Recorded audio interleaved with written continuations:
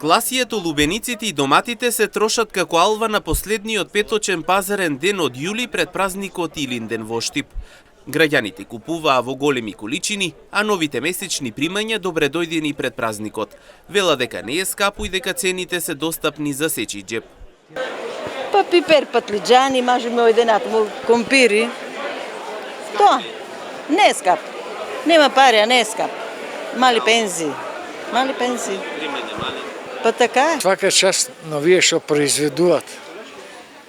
Тоа е на во топло да го произведуваш, да копаш ово, оно, а на нас не се кажува дека е скап. Не е скапо, бе, другарче, не е скапо. И тие луѓе се Па не, за тие што зимат пари не е скапо, меѓутоа многу работа сака.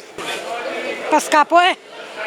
Кога е во прашање побарувачката, особено задоволни се производителите од Штипско и Струмичко. Велат од утринава до пладне речиси тезгите се празни. Ова е букаро по 80, по 70 динара. Пиперо исто и он се врија 80 динара. Блак по 60. Крставиците по 50. Лукчето по 30 динара врзанката. Има ли побарувачка ве? Има.